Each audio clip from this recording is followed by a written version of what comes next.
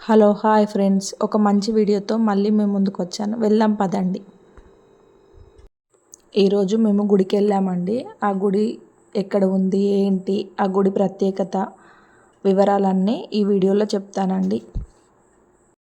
ఇంటి దగ్గర నుండి బయలుదేరి వెళ్తున్నామండి గుడికి. అదిగోండి గుడి వచ్చింది. గుడి లోపలికి వెళ్తున్నాం. ఈ ఆలయం పేరు నవనాగ సుబ్రహ్మణ్యేశ్వర స్వామి ఆలయం. ఈ ఆలయం హన్మకొండ డిస్టిక్ ధర్మసాగర్ మండల్ క్యాతంపల్లి గ్రామంలో ఉంది. మన తెలుగు రాష్ట్రాలలో కొలువైన ఏకైక నవనాగ సుబ్రహ్మణ్యేశ్వర స్వామి ఆలయం. ఈ ఆలయంలో ప్రతి అమావాస్యకు అశ్లేష బలిపూర్వక రుద్రహోమం నిర్వహించబడుతుంది. ఎవరైనా వచ్చి పాల్గొనవచ్చు. ఈ ఆలయంలో సుబ్రహ్మణ్య స్వామి స్వర్పరూపంలో కొలువై ఉన్నారని ప్రజల నమ్మకం. సుబ్రహ్మణ్య స్వామి విగ్రహం ముందు నాగేంద్ర స్వామి స్వర్పరూపంలో ఉండి ఆ స్వామి చుట్టూ అష్టనాగులు ఉంటాయి. అష్టనాగులతో పాటు వినాయకుడి విగ్రహం, మరకతలింగం, మానసాదేవి కొలువై ఉన్నారు.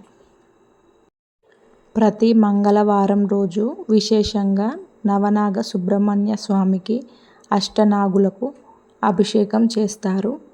7 నుండి 8 గంటల మధ్యలో. మనం కాస్త లేటుగా వచ్చామండి, అందుకే మనం అభిషేకానికి అందలేదు.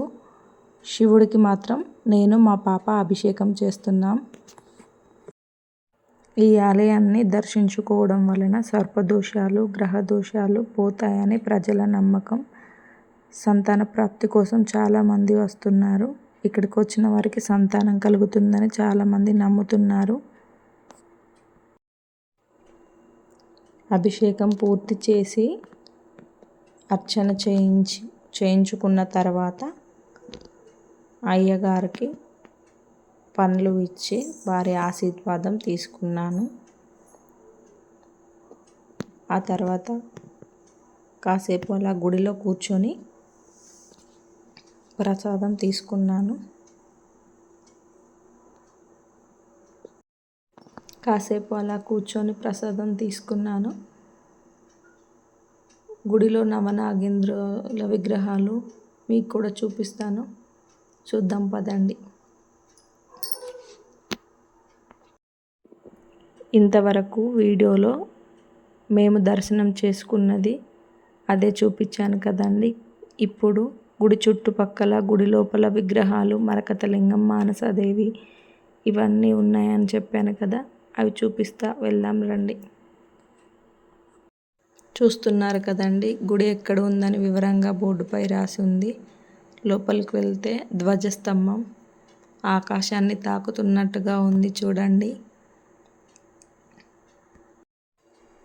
చూడండి ఎలా ఉందో ధ్వజస్తంభం. ధ్వజస్తంభం ముందు సుబ్రహ్మణ్య స్వామి వాహనమైన నెమలి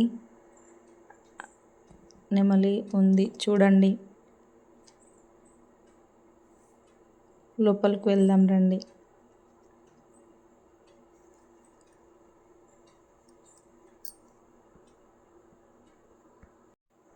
అదిగోండి, గుడిలోకి అడుగుపెట్టగానే గర్భగుడిలో సుబ్రహ్మణ్యేశ్వర స్వామి దర్శనం.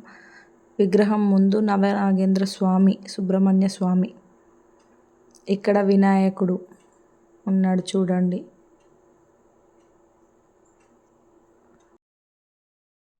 సుబ్రహ్మణ్య స్వామి విగ్రహాన్ని దగ్గర నుండి చూపిస్తున్నా చూడండి. ఇప్పటి వరకు మన మాటల్లో విన్నారు కదా, స్వయంగా గుడి అర్చకులైన పవన్ శర్మ గారి మాటల్లో గుడి వివరాలు విందాం రండి. చెప్పరా స్వామి విశిష్టత గురించి?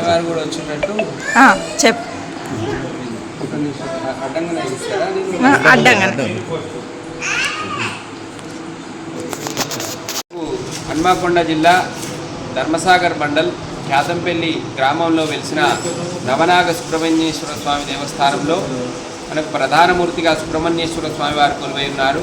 దక్షిణాన మానసాదేవి అమ్మవారు, ఉత్తరాన ఓషధీశ్వరుడుగా మరకతలింగం, అష్టదిక్కుల అష్టనాగులు, మధ్యలో సర్పరూపంలో ఉన్నటువంటి సుబ్రహ్మణ్యేశ్వర స్వామి వారిని ప్రతిష్ఠించడం జరిగింది. ఇక్కడ స్థల విశేషం ఏంటంటే మల్లికార్జున స్వామి వారు ఇక్కడ చాలా కొన్ని వందల ఏళ్ళుగా కొలువై ఉన్నారు. మల్లికార్జున స్వామి ఆలయంలో స్వామివారు సర్పరూపంలో ప్రత్యక్షంగా కొలువై ఉన్నారు.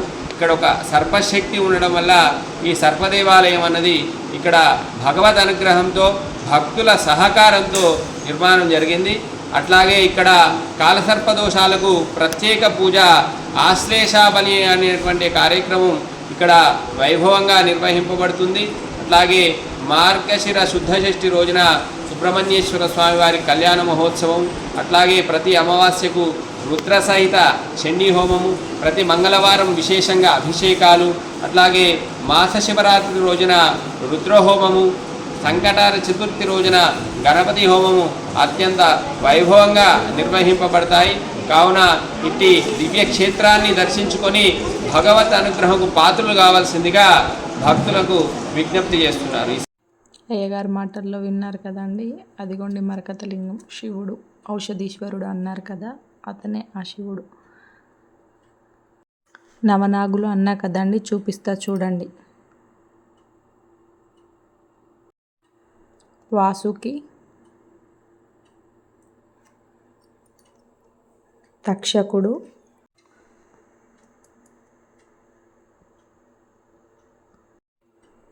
ఐరావతుడు, మానసాదేవి,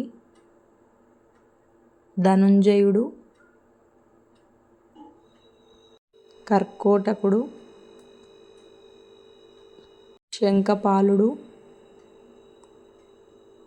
మరకతలింగం, అనంతుడు.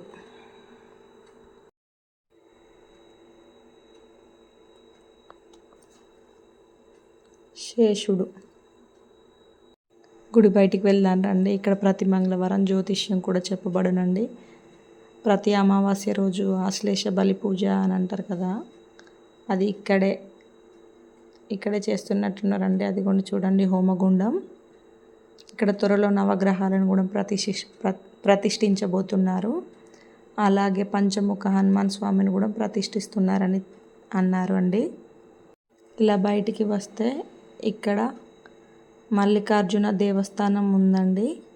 ఇక్కడ ఇదిగోండి మల్లికార్జున దేవస్థానం.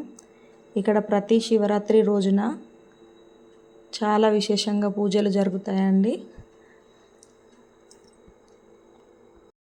మల్లన్నకి ఇక్కడ పట్నాలు కూడా వేస్తారంట అండి.